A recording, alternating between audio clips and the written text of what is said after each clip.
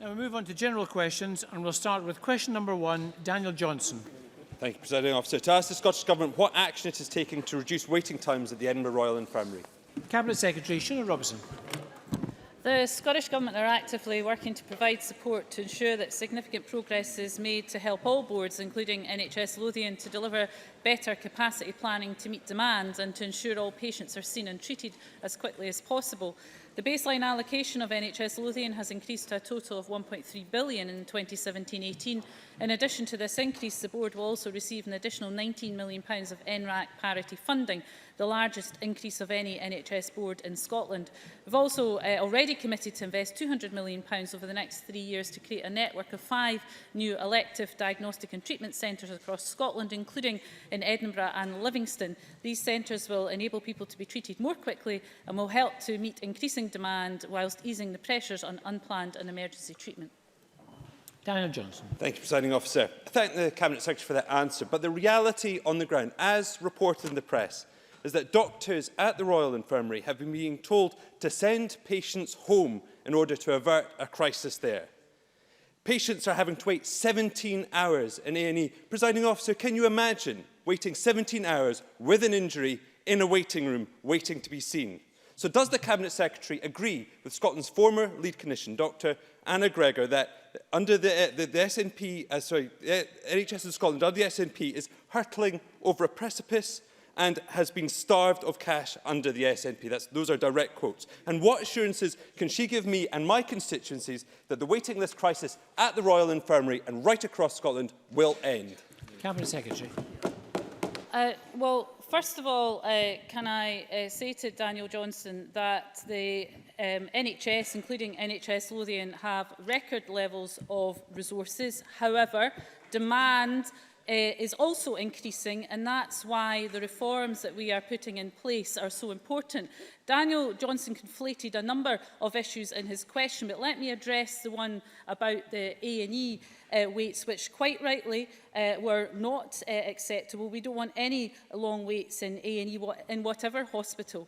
The board have offered their assurance that they quickly recovered their A&E performance following what was higher than average attendances in the infirmary on Thursday the 20th of April after the Easter break. What I can say to Daniel Johnson, which will hopefully reassure him, is that the latest published weekly performance for the Edinburgh Royal Infirmary was 95.4% for the week ending the 16th of April and 93.9% for the week ending the 23rd of April. So hopefully he will accept that the performance in a general sense at the Edinburgh Royal Infirmary in the A&E department is actually a very good one. Yes, they did have a surge in demand after the Easter break, but those figures speak for themselves, and I would hope he would support the action that the board have taken. He does raise an issue around delayed discharge and making sure that when there is a surge in demand, that it is the responsibility of the whole hospital and their social care partners to ensure that people who are ready for discharge are discharged in a timely manner, to make sure that that doesn't lead to unnecessary waits within the A&E department. We would expect everyone within the hospital and the social care partners to get behind and address issues when there is a surge in demand. Very happy to provide Daniel Johnson with more detail if he wants around the action that NHS Lothian is taking to address these matters. Question number 2, Alison Harris. Thank you. To ask the Scottish Government why its land and buildings transaction tax will generate £800 million less than its original estimate. Finance Secretary Derek Mackay. Well, that £800 million figure is deliberately misleading. The latest published data shows that the land and buildings transaction tax revenues across 2015-16 and 2016-17 were close to forecast. The Scottish Government has used the Scotland Reserve to manage volatility in receipts across years, reflecting prudent financial management. The Scottish Government's forecasts were based on the best information available at the time of the forecast and have been endorsed by the independent Scottish Fiscal Commission as reasonable. When this information changes due to the changes in the economy or changes to the forecast methodology developed in light of feedback from the Scottish Fiscal Commission, then the tax forecast will be revised to reflect this. Alison Harris. A recent study by Alma Economics, commissioned by the Scottish Government, described the Scottish Government's LBTT modelling as ill-suited for scenario analysis and fiscal impact costing, and also poor. So what is the Scottish Government actually doing to ensure its tax modelling is fit for purpose going forward? Cabinet Secretary. Well, again, I'm sorry to say that Alison Harris has not fairly characterised the information that we have, and I'm sure as prudent as Alison Harris is, she's checked the report as I have done, and it provides analysis of the range of forecast methodology to go through its various determinants, and it actually concluded that our system is good. That was the overall assessment of that particular type of methodology. And I would say again that the £800 million figure is totally inaccurate. And I said that our forecasts were very close within range. So the actual figures over both financial years was forecast £919 million, outturn £906 million. That's a 1% of a difference over both years. Now, I know that Alison Harris is an accountant, will know that it's easier to count up what you've already collected, much more difficult to forecast ahead. But I think in anyone's book that range of forecasting is somewhat impressive. And what's more, there have been, let's face it, turbulence in the economy, including the downturn in oil and gas, and also Brexit impacts as well in terms of that response. So of course forecasts will change. Of course we'll take that into account, including when the responsibility for forecasting transfers to the Scottish Fiscal Commission, of course, who can determine their methodology, and that's why this report that was commissioned in light of recommendations will be so helpful. But to further reassure Alison Harris and other members, this government, when it had more devolved taxes than we had projected, we put it in the cash reserve to ensure that it was there in the event of receiving less than had been forecast. So I think all of those actions show that the Scottish Government is managing Scotland's public finances very well. Ash Denham. What percentage of purchases paid the same or less in LBTT compared to under stamp duty land tax since its introduction? Cabinet Secretary. Oh, I can advise the member and the Chamber that for the first 2 years of LBTT, almost 93% who bought a house for £40,000 or more either paid less tax compared to UK SDLT or no tax whatsoever. Question number 3, Mike Rumbles. To ask the Scottish Government whether it will provide an update on the cost of delivering 100% broadband coverage by 2021 and how much it has invested in this programme to date. Cabinet Secretary Fergus Ewing. Presiding Officer, it's not yet possible to determine the cost to the public sector of delivering our 100% super-fast broadband commitment. This will be determined through the procurement process, which will start later this year. A key driver is to maximise investment from suppliers, which will reduce the cost to the public purse. We are currently pre-procurement, so there has been no capital investment in the Reaching 100% programme to date. However, we have provision to invest up to £112 million during 2017-18 to improve digital infrastructure across Scotland. This funding will support the final phases of the £400 million Digital Scotland Superfast Broadband Programme, which will deliver 95% fibre broadband coverage across Scotland, enable new activity to begin on delivery of our 100% superfast broadband commitment and our mobile infill plans. And this funding is in addition to the £18 million being reinvested through the 2 DSSB contracts as a result of gain share. Mike Rumbles. Well, considering that Ofcom believes that it will cost up to another £250 million to reach everyone with superfast broadband by 2021, by what date will Parliament be told how much of the Scottish Government's budget is contributing to this programme? And does he have confidence that his colleague, the Finance Minister, will be forthcoming with all the necessary funds? Fergus Ewing. I have supreme confidence in my colleague, as was evidenced by his forecast of a very difficult matter to an accuracy of 1%. Quite an outstanding success. Just a shame that others are so churlish they can't recognise that. Ofcom, Mr Rumbles mentioned, recognised that success in Scotland in delivery of broadband has exceeded by some measure, the performance of our friends down south. When will we deliver it? We will make progress over the summer, and we will proceed with procurement at the end of this year, beginning of next year. And as I informed Mr Rumbles in a 90-minute session of evidence just this morning, we will keep him fully informed. Stuart Stevenson. Given that telecommunications is a reserved matter, can the Cabinet Secretary inform us when he last met UK government ministers to discuss their role in achieving 100% superfast broadband in Scotland? Cabinet Secretary.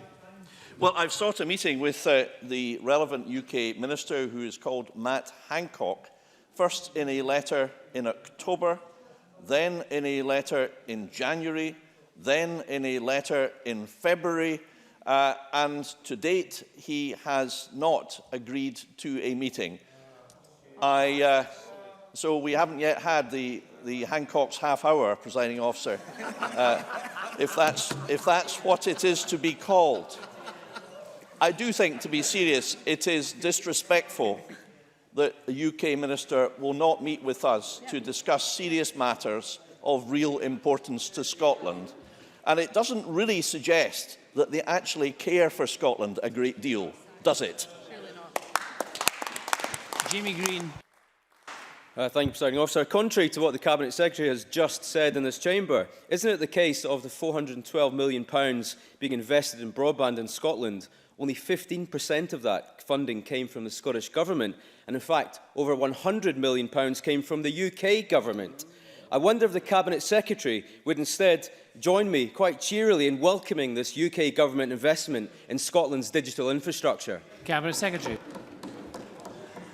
Well, I always struggle to be cheerful, despite provocation that we have in this place. But of course, as a lawyer, I would remind the member that, in fact, if he reads the Scotland Act, Schedule 5, then he will find, I think at paragraph C5, that it states quite clearly that responsibility for investment in broadband, in internet, in mobile telephony rests entirely with the UK government. Entirely. 100%. And therefore, the fact that he is asking me to be grateful that they're contributing about a quarter of the total does seem to me to suggest that the Tories are not fit to stand up for Scotland. Question number 4, Mary Fee. To ask the Scottish Government how leaving the EU will impact on third sector funding in West Scotland region. Michael Russell. Presiding Officer, EU funding benefits the third sector across Scotland significantly, including in the Members region. While we've been assured that funding contracts for structural funds projects that are entered into before the UK leaves the EU will be paid in full, there are no guarantees on European funding streams after the UK leaves the EU. In order to address this uncertainty, the Scottish Government has confirmed that it will be passing on the current UK Government guarantees in full to Scottish stakeholders to provide stability and certainty for key sectors of the Scottish economy. The Scottish Government will continue to do all it can to protect Scotland's interests in Europe during the UK negotiations to leave the European Union. Mary Fee. Can I thank the Minister for that answer? And despite his reassurances, third sector organisations, both across West Scotland and Scotland, continue to be worried about the impact of funding being withdrawn. On leaving the EU, it is clear that new funding streams and mechanisms for delivery will have to be developed. Post-Brexit, does the Government support a UK-wide cohesion programme or a distinct Scottish system? And do they envisage that this will be subject to the Barnett formula? And will the Minister give a commitment to ensure that third sector are closely involved in establishing any new funding programme? Minister. I can not only give that commitment, I can demonstrate it. I met with the SCVO yesterday for the second time in recent months to discuss issues to do with funding of the third sector. I will be working with them on an event in Brussels in June, and I have given a commitment to ensure that there is further engagement with them and with others to look at the situation, not just in Scotland, but interestingly, as a member raises, across the UK, because the constant complaint from the third sector is they can get no information from the current UK government, and they can't even get meetings with the current UK government, much as the difficulty that Fergus Ewing has experienced in trying to get those meetings. So I can give a commitment to the member: we will continue to engage with the third sector nationally and locally. We will engage with the third sector outside Scotland to discuss with them how funding should be developed, because there are really serious risks, as the member indicates, and we'll also make those representations to the UK government and also in Brussels. Maurice Corrie. Thank you, thank you, Presiding Officer. To ask the Scottish Government what proportion of its expenditure for the third sector is now being delivered on a 3-year rolling funding structure. Minister. I'm happy to write to the member with that information, but none of it will be delivered on a 3-year funding structure if the EU is not involved in funding key third sector projects. So I would commend to Mr Corrie and to other Conservatives that they focus on the issue of ensuring that money continues to flow from the European Union rather than the ideological nonsense which they are presently engaged in. Question number 5, Patrick Harvey. Thank you. To ask the Scottish Government what it considers to be the fairest system for councils to raise local revenue. Cabinet Secretary Derek Mackay.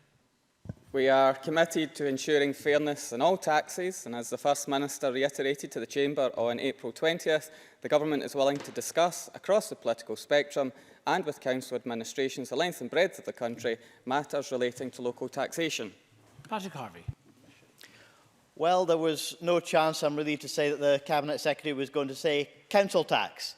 After election after election after election, the SNP has stood on a commitment to scrap the unfair, hated council tax. And now that the Government is consulting on its Scottish approach to taxation with 4 key principles, it seems abundantly clear that council tax as it stands is not only broken and antique, but also is out of step with the Government's own taxation principles.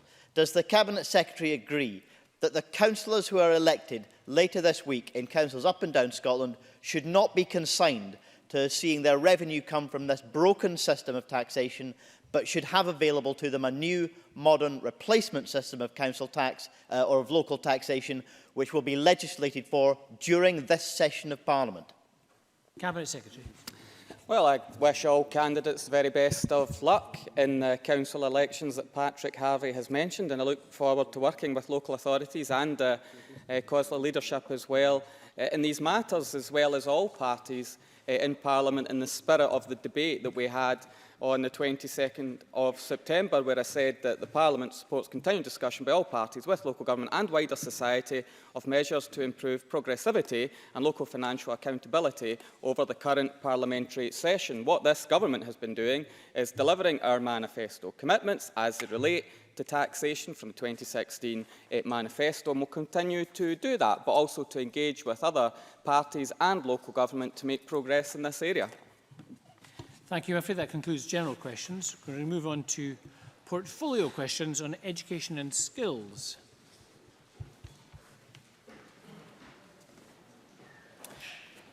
And we'll start with question number 1 from Liam MacArthur. Thank you, Presiding Officer. To ask the Scottish Government what support it offers to people from island communities who want to access university medical courses. Minister Shirley-Ann... Sorry. I should have given you a few more minutes there. Minister Shirley-Ann Somerville. Presiding Officer. The Scottish Government supports a number of initiatives to encourage island communities to access high-demand professions such as medicine. In March this year, we also announced funding of £330,000 to deliver pre-entry courses to medicine, which remote and rurality criterion being a key component of the Aberdeen University programme's target group. The Scottish Funding Council provides additional funding to universities to help improve access to high-demand professions. There is a REACH programme linked to each medical school in Scotland to assist pupils from low-progression schools who wish to access medical courses. My apologies. I thought the Cabinet Secretary was about to answer them. Liam MacArthur. Thank you. Can I thank the Minister for that response? She'll recognise that recruiting and training staff to island health services does present specific challenges. All the evidence does show, however, that students with an island connection are more likely to work in island areas. Still, getting to medical school is difficult, and school pupils need to believe they can achieve it, otherwise they won't apply. Work experience is essential, but not easy when students may know many of the students, giving rise to confidentiality issues. Travelling for work experience and interviews can cost £1,000 or more and take students out of school for 2 or 3 days at a time when they need to be focused on getting the 5 grade A's that they need. So does the Minister accept that island students are facing specific disadvantage, and does she believe there are further steps that can be taken to level the playing field, ensure island students have the same opportunities to access medical courses, and in turn improve the likelihood of island health boards being able to recruit and retain the staff they need? Minister.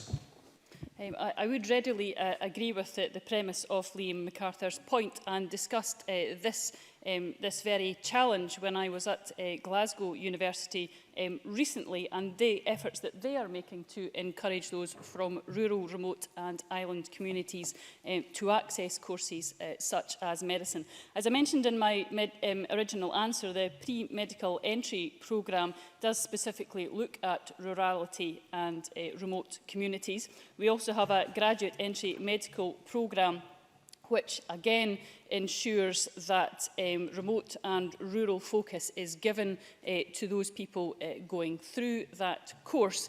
And I'm aware of other collaborations which continue with the NHS to ensure that important career events and other events are taking place in school to ensure that those in rural, remote and island communities can access all the information and encouragement that we would expect in any of our schools. And I'm happy to carry on the dialogue with Liam MacArthur if he thinks there are particular aspects in his constituency which the government needs to look at.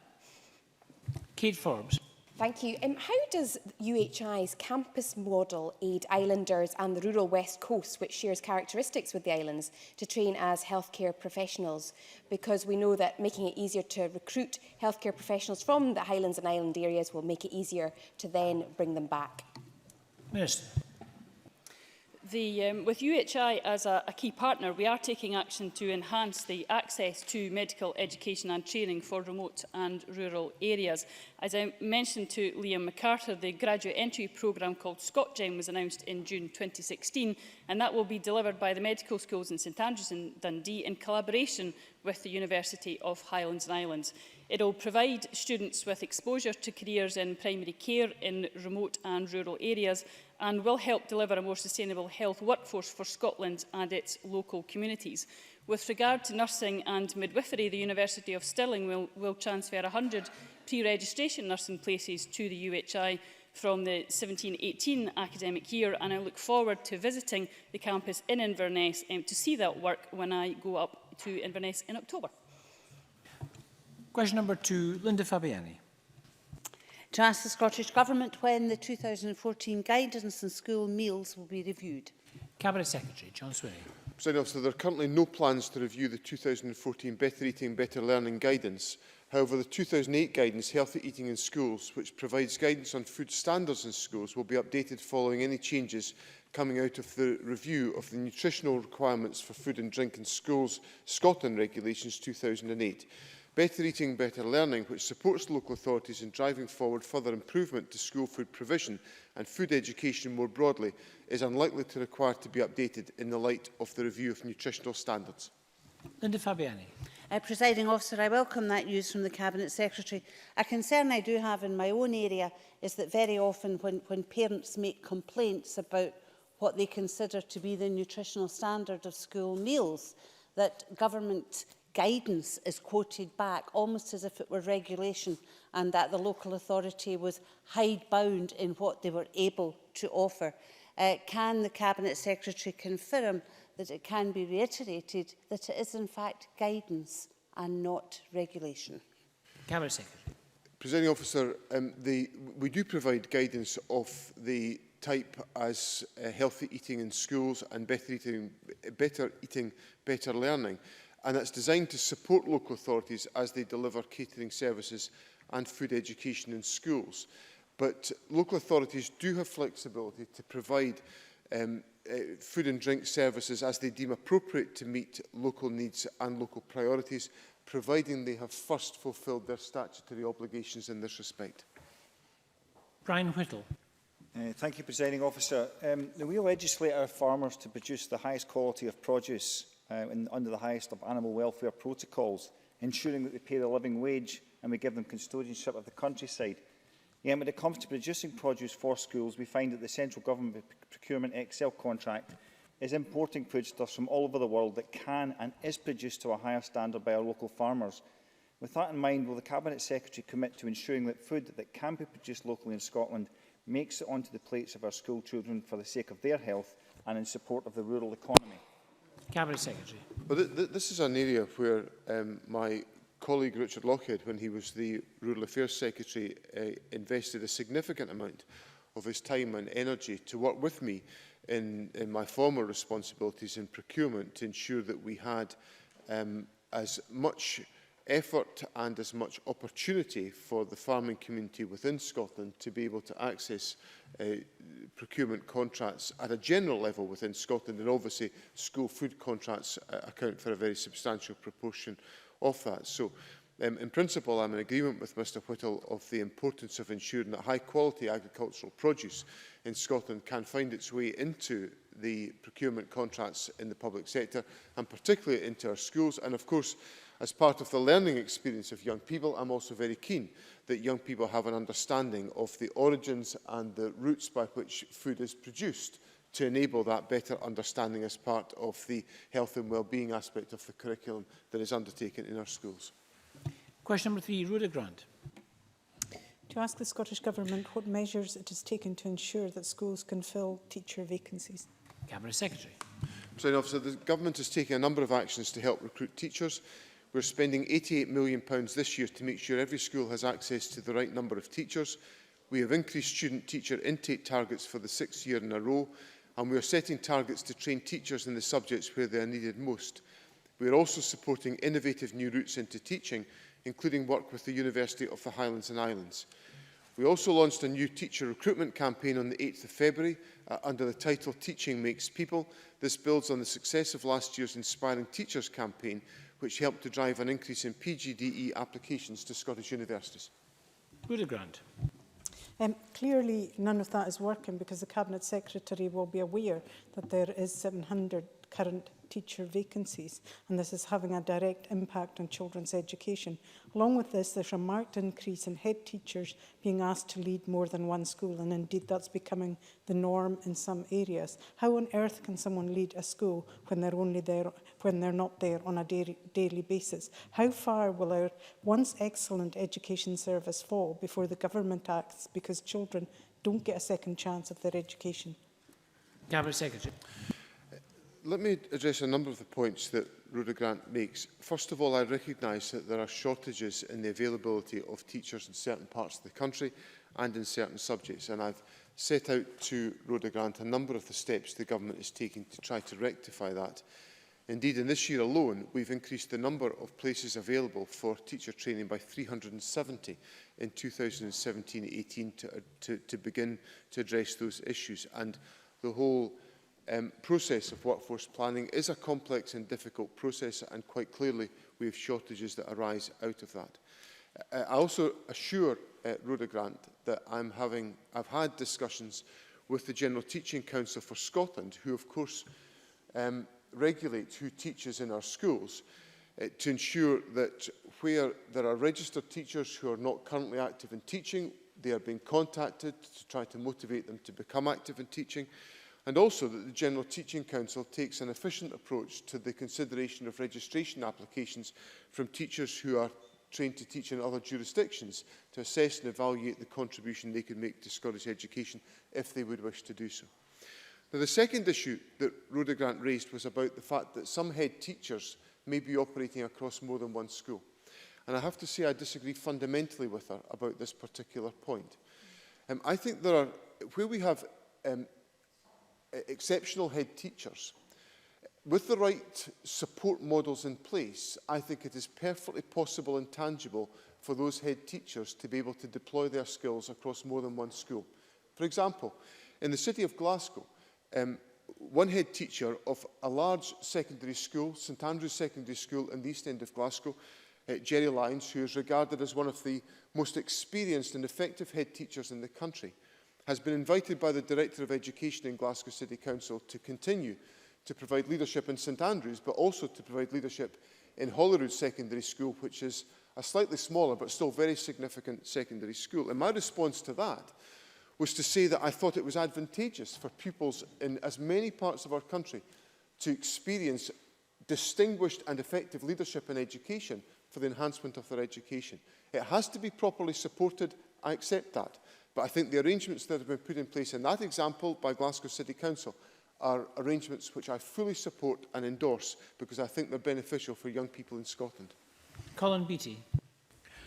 Thank you, Presiding Officer. Can the Cabinet Secretary outline what progress is being made to develop new routes into teaching? Cabinet Secretary.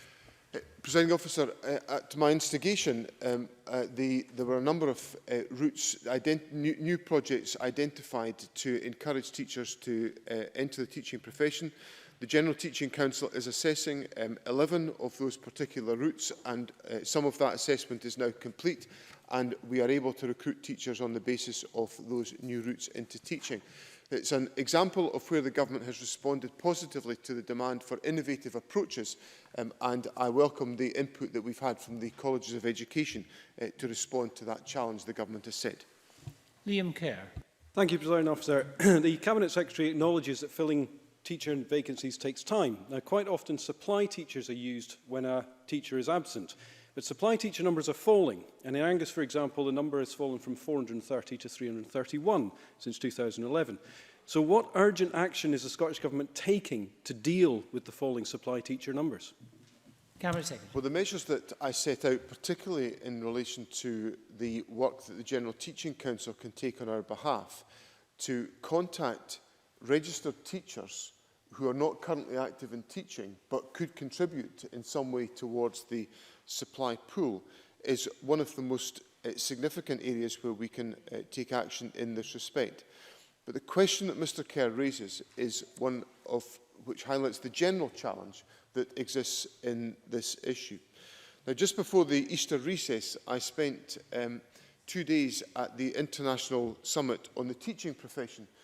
My two predecessors took part in that summit in New Zealand and in Canada, and I took part in it in Morrison Street in Edinburgh. So the Chamber will understand how attractive Morrison Street is in comparison to Wellington, New Zealand and Banff, Canada. But one of the common themes of all the contributions of the countries that were represented at the International Summit, and it was very clear from my counterpart in England, Nick Gibb, who was there, and my counterparts in Singapore and in Finland and in Canada and in New Zealand in very well-regarded education systems, that there is a systemic challenge about recruitment of individuals to the teaching profession, which is not just about a Scottish issue. So we have got to think inventively and creatively about how we can motivate more people to come into the teaching profession, and it's part of my general work to try to raise the value and the credibility and the esteem of the teaching profession, because our young people need to have a good flow of individuals entering the teaching profession to deliver the education upon which they are dependent. Question number 4, Richard Leonard. To ask the Scottish Government whether it will provide an update to Parliament on when it will publish a new anti-bullying strategy for schools. Cabinet Secretary. Presiding Officer, the Government will issue its refreshed National Anti-Bullying Guidance when the Scottish Parliament's Equality and Human Rights Committee has concluded its investigation into bullying in schools. I'm very grateful to the committee for the offer that they made to consider further evidence on this matter. We will carefully consider their views and any further evidence gathered prior to the publication of our strategy. Richard Leonard. Can I thank the Cabinet Secretary for that answer? Every good strategy needs a vision, but it needs a plan of action and the allocation of appropriate resources as well. And whilst bullying is not confined to young people or even to schools alone, does the Cabinet Secretary consider that the cut by over 1,000 in classroom assistants and the cut by over 4,000 of teachers in Scotland's classrooms since his party took office will help or hinder the effective implementation of this delayed anti-bullying strategy? Cabinet Secretary. But the first thing is to say that Mr Leonard puts the word delayed into the end of his comment, and maybe I'm just being sensitive this afternoon, but it sounded it was added in a rather pejorative way. The government responded positively to a request from a parliamentary committee for further evidence to be taken on this issue by the committee. I could have published a strategy months ago, but the committee asked if I would delay it until such time as they took further evidence. And I thought that was the respectful thing for me to do, was to delay publication and hear what the committee had to say to me. And I've given the convener of the committee, to whom I'm very grateful for the efforts that she's gone to engage on this subject, due consideration to the issues that get raised. Now, we recognise that the necessity of appropriate resources being in place in all of our schools to support young people. Mr Leonard can be assured that at the heart of this strategy will be an absolute intolerance of bullying of any young people in our schools or in any aspect of our society or in any situation in our society. And the government will map out exactly how we intend to take that forward as a consequence of our engagement with many stakeholders and the Parliamentary Committee in this respect. Question number 5, Kate Forbes. To ask the Scottish Government what requirements local authorities have to provide children with the basic tools of learning at school. Cabinet Secretary. Presiding Officer, education authorities have a duty under the Education Scotland Act 1980 to provide books, writing materials, stationery, mathematical instruments, practice material and other articles which are necessary to enable pupils in their area who receive free education, whether in public schools or through other arrangements made by the Education Authority, to take full advantage of education. Kate Forbes. I thank the Cabinet Secretary for that answer. In light of it being the Council's statutory duty to provide pupils with the necessary books and materials, the Cabinet Secretary may be aware that due to decisions taken by the independent Highland Council, Fortro's parent council have had to fund some basic school provisions. As it is the Council's statutory responsibility, and in light of an election tomorrow, what is the Cabinet Secretary's view on this and how education can be the top priority for the next administration? Cabinet Secretary. Presiding Officer, I reiterate my earlier answer to Kate Forbes, in which statute could not be clearer on this, that education authorities have a duty under the Education Scotland Act to provide books, writing materials, stationery, mathematical instruments, practice material and other articles which are necessary to enable pupils to receive free education. So that's the statutory duty. In relation to the resources that are available, Highland Council for 2017-18 received an increase of over £20 million in the resources available to it, equating to an additional 4.4% increase on its budget in 2016-17. Now, there will be specific decisions that Highland Council has to make about the allocation of its resources. But I think that backdrop indicates that a very strong settlement has been delivered to Highland Council to enable it to properly fund education. Now, across Highland, there has been £3,924 million of £3,924,000 in pupil equity funding, which has been delivered to schools, and Fortrose Academy has received £30,000. And I would hope that the local authority, working in partnership with the school, would take the necessary resourcing decisions against a very strong settlement from the government to properly fund education in the Highlands. Daniel Johnson. Thank you, Presiding Officer. I would refer the Cabinet Secretary to the report published by the Accounts Commission in March, the Local Government in Scotland Performance and Challenges report, which set out spend per pupil figures, which showed that since 2010, spending in secondary schools per pupil has fallen by over £150, and in primary schools it's fallen by almost £500 per pupil since 2010. That's almost 10%. What does the Cabinet Secretary recognise those numbers? And surely that reflects the overall funding levels from the Scottish Government to local government, which have been cut by £1.5 billion.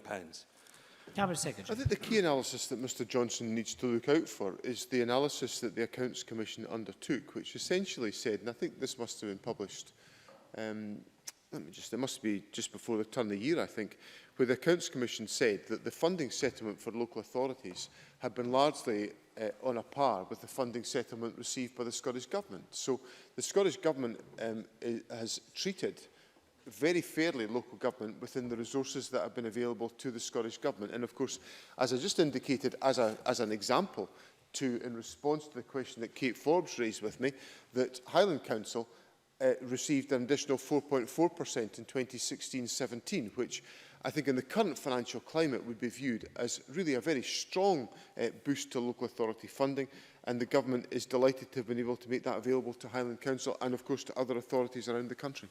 Question number 6, Monica Lennon. Thank you, Presiding Officer. To ask the Scottish Government whether it will provide an update on what action it is taking to improve literacy rates. Cabinet Secretary John Swinney. President Officer, the Scottish Government is taking a wide range of action to improve literacy rates across all age groups. This includes action in the early years through the significant expansion of early learning and childcare, the relentless focus on literacy and numeracy in schools through the Scottish Attainment Challenge, supported by pupil equity funding, the expansion of programmes such as the First Minister's Reading Challenge and the Read, Write, Count campaign, the new literacy and English benchmarks and the introduction of national standardised assessments will support the robust assessment of young people's progress. Monica Lennon. I thank the Cabinet Secretary for his answer, and I should have said at the beginning that I refer members to my register of interest, as I'm still a councillor in South Lanarkshire. The Cabinet Secretary, probably for the last time I'll get to say that, the Cabinet Secretary may be aware that a recent report in The Times revealed that pupils are facing a postcode lottery when it comes to accessing school library services. And official Scottish Government statistics show that a third of specialist school library staff have been cut since 2010. I understand the Chartered Institute of Library and Information Professionals recently expressed concerns to the Cabinet Secretary. Given this decline in professionally staffed libraries, can the Cabinet Secretary explain how his stated aim of closing the shameful attainment gap between the richest and the poorest children in Scotland will be achieved? Cabinet Secretary. President Officer, this is a very emotional afternoon for us all because it's the last time that Monica Lennon will share with us the fact that she's a member of South Lanarkshire Council, and I'm sure there'll be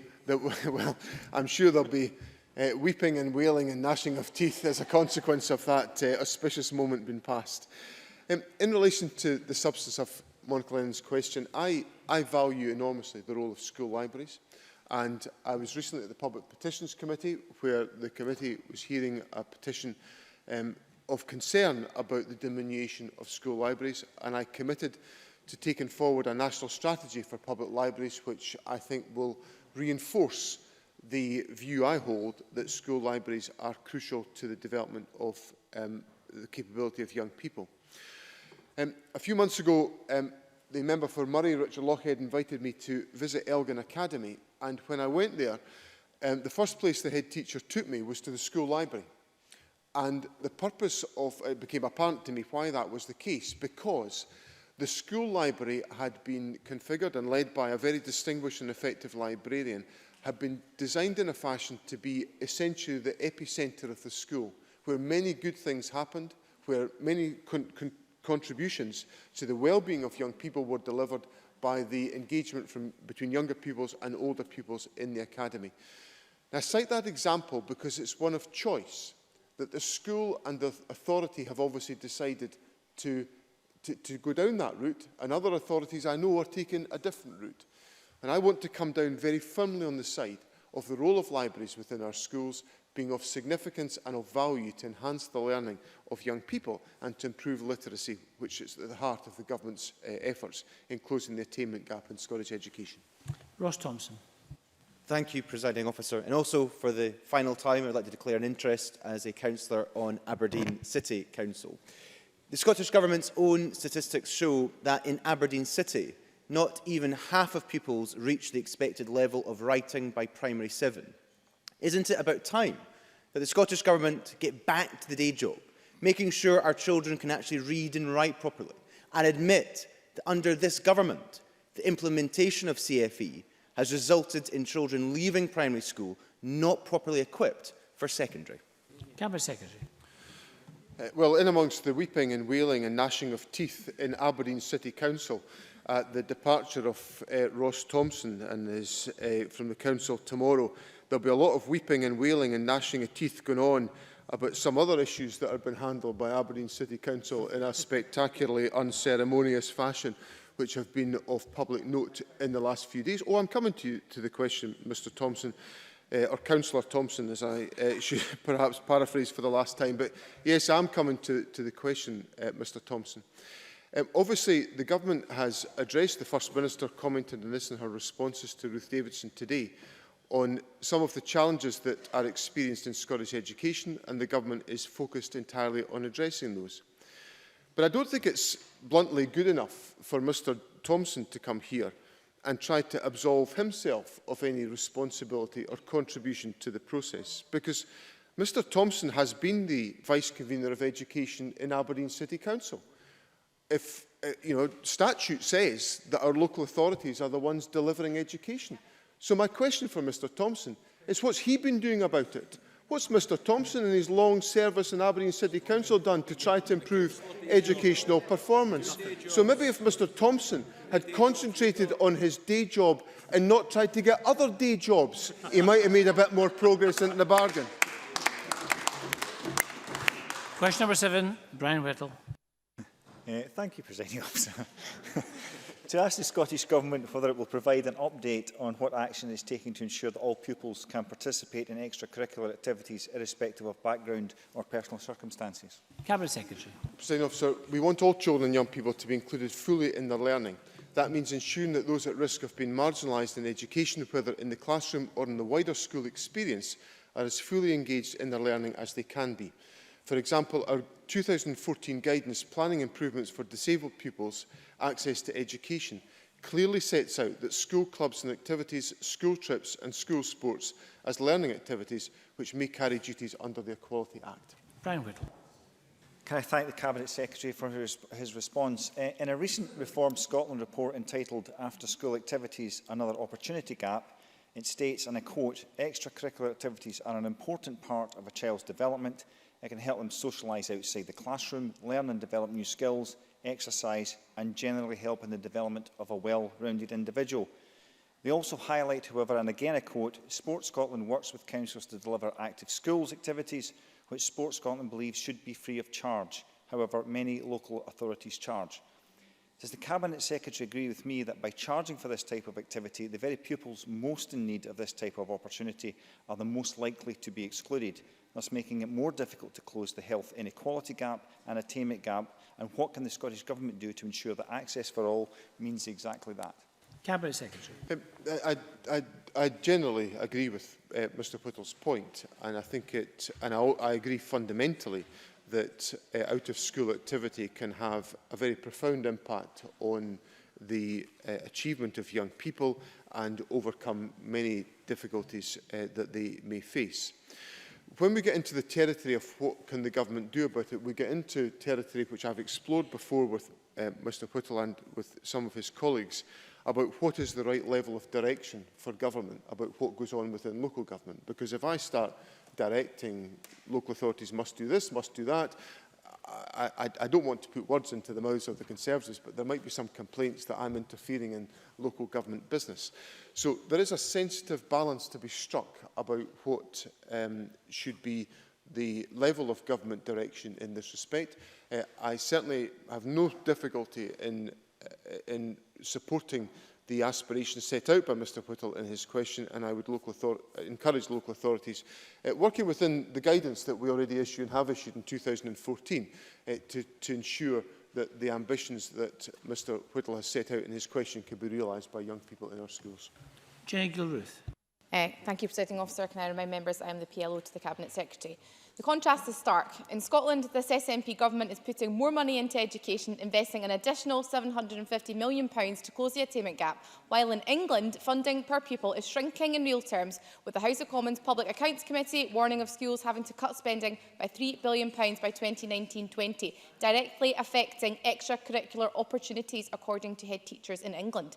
Would the Deputy First Minister agree that if people want to protect our children's education and Scotland's schools from Tory education cuts, then they need to vote SNP tomorrow in the local government elections? A very, very brief answer to that. Well, I heartily agree with that question, Presiding Officer. Thank you. Question 8, Roger Fraser. Thank you. Back in the real world, Presiding Officer, can I ask the Scottish Government for what reason there has been a 62% reduction in the target number of primary postgraduate diploma in education places between 2017-18 and 2018-19? Cabinet Secretary. No such reduction has taken place. Murray Fraser.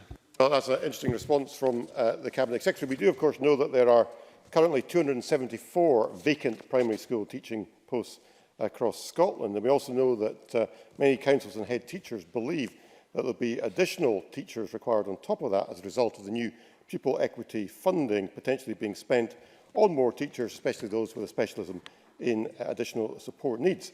The universities are saying that they have difficulties in relation to future planning because of a potential reduction in the number of training places. Can the Cabinet Secretary therefore guarantee that not only will there be no reduction in training places available, but there will be an active increase in order to make up for the shortage in teachers who we currently have? Cabinet Secretary. The point that Mr Fraser makes about the employment of the recruitment of teachers for postgraduate diploma in education is an important contribution to establishing the strength of the teaching population in Scotland. And I reiterate my answer earlier on that there has been no reduction of 62% in the target number of primary postgraduate places between the 2 years quoted. The Government has to go through an exercise with the Teacher Workforce Planning Advisory Group, which looks at a range of factors such as the teacher census, local demand, the number of teachers leaving or returning to the profession, and the number of students not completing their course, before making any decisions on teacher training intake targets for 2018-19. That's why the premise of Mr Fraser's question is wrong. Now, I recognise, as I've acknowledged in my answer to Rhoda Grant, the shortages that exist in the number of teachers that are available. That's why this year I increased the intake into teacher training by 370 places. We will continue to look at these issues as we plan for the years ahead. I'm acutely aware that as we deploy pupil equity funding around the country, there will be the possibility of more opportunities for teacher recruitment, and the Government will bear that in mind as we set the target intake for postgraduate diploma in education places. James Dornan. Thank you, Presiding Officer. The Cabinet Secretary will be aware that the First Minister put Ruth Davidson in her place when she pointed out the fact that these leaflets show just how much the Conservative Party care about education, despite the fact that they go on about it all the time. Will the Cabinet Secretary agree with me that this disregard for education shows that the Conservatives, Scottish Conservatives, are probably not capable of, as they would say in Glasgow, running a menage than running a local authority? Can I urge members to be respectful to other members? Cabinet Secretary. Presiding Officer, I thought the First Minister made her point extremely well at question time today, and I reiterate the fact that the Government is focused on taking the necessary steps to improve and to strengthen the delivery of education in Scotland. That will be at the heart of our reform agenda. Question number 9, Ruth Maguire. To ask the Scottish Government what percentage of school leavers in North Ayrshire in 2016 continued in education, went on to training or entered employment. Minister Jamie Hepburn. In October 2016, 94.8% of 2015-16 senior phase school leavers in North Ayrshire were in a positive initial destination. Ruth Maguire. While SNP policies help young people in North Ayrshire into work, education and training and have delivered the lowest youth unemployment rate in the UK, planned Tory cuts will hurt young people further. Does the Minister agree with me that voting SNP in the upcoming local and general election is the only way to keep Theresa May in check and make the voice of Scotland's young people heard? Minister, well, I'd recommend you stick to education advice rather than voting advice. Well, of course I will stick to education advice, President Officer, because I think Ruth Maguire makes a very effective point. I hear opposition members groan, but they will all have seen the figures. They will know that we've made significant progress over the last 5 years in terms of positive destinations across all socio-economic quintiles, but the greatest progress has been amongst the 20% most deprived. We see a range of changes to social security provision by the UK Government, some of which we debated last week. We know that by 2021, some 50,000 families in Scotland could be affected by the two-child cap policy in relation to tax credits, pushing more young people into poverty, directly deepening the attainment challenge we have here in Scotland. Of course, we will continue to respond as an administration. We have committed £750 million to an attainment fund over these 5 years, including for this financial year, some £4.4 million through pupil equity funding for North Ayrshire. So we will do all we can, but of course we need a strong and effective voice in other places as well. Ian Gray.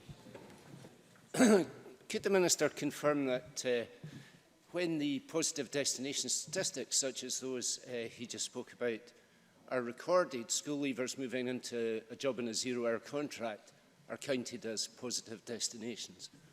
Minister.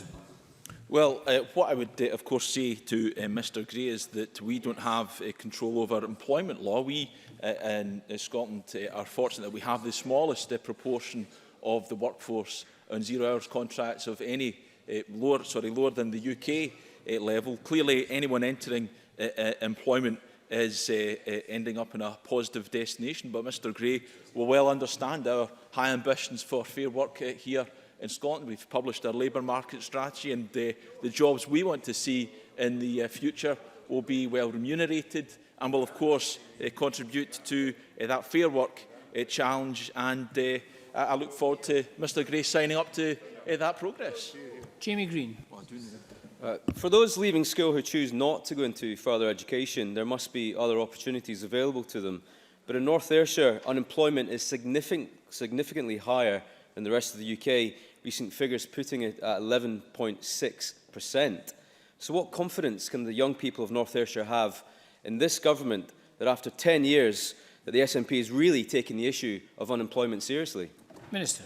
Well, they can have a lot more confidence in us in administration than the UK Government, who, of course, in devolving the employment programme, which will support many people into work, cut the funding that available to the Scottish Government by some 87%, resulting in us in administration having to leverage in some additional £20 million. So we're doing a lot more to support young people in North Ayrshire and elsewhere than the UK Government is.